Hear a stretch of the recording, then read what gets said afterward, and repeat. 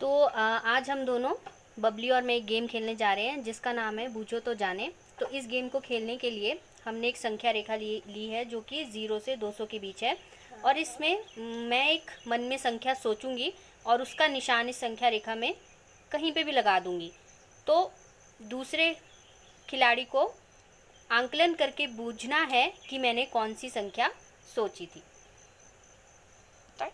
तो मैंने एक संख्या सोच ली है बबली, तो मैं उसका निशान लगाने जा रही हूँ। ठीक है। तो अब आप आंकलन करके बूझो कि मेरी संख्या क्या है। ठीक है, तो सबसे पहले मैं देखूंगी ये 0 से 200 के बीच की संख्या रेखा है।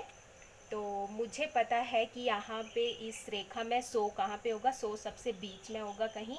तो मैं मान लेती हूँ कि यहाँ इसका बीच ही है, तो यहाँ पे क्या होगा, 100 होगा।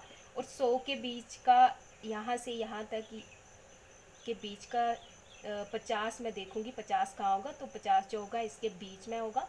तो बीच इसका मैं ये मान लेती हूँ। तो आपकी संख्या जो होगी वो 30 और 50 के बीच में होगी, क्योंकि यहाँ पे मैंने 50 कर लिया है मार्क। तो मान लेती हूँ मैं इसका 25 होगा, तो 25 यहाँ आ गया इसके बीच में। तो आपकी संख्या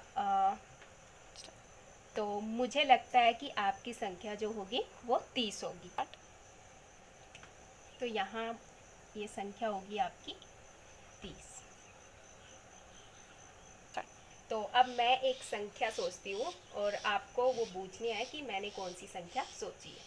तो मैं निशान लगाती हूँ यहाँ पे, ये वाला। ठीक है, तो जैसे कि संख्या रेखा में मुझे पता है कि 100 कहाँ पे होगा। 100 इस संख्या रेखा में बिल्कुल बीच में होगा।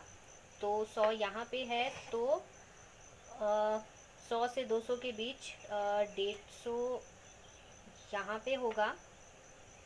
तो अगर 150 यहाँ पे होगा तो ये 160, 170 और ये 175। मुझे लग रहा है कि आपकी संख्या 175 है। तो इसी तरह से इस गेम को हम खेलते जाएंगे, संख्याओं को बूझते जाएंगे और अंत में ये संख्या रेखा पूरी तरह से बन जाएगी। तो हमें पता चलेगा कि क्या हमने संख्याओं को सही जगह पे रखा है या नहीं रखा है। ठीक है, तो आज जो हम गेम खेलने जा रहे हैं इस गेम का नाम है बूझो तो जाने। इस गेम को खेलने के लिए हमने एक बोर्ड पे संख्या रेखा बनाई है जो कि 0 से 200 के बीच है और मुझे एक संख्या सोचनी है और उसे नंबर लाइन पे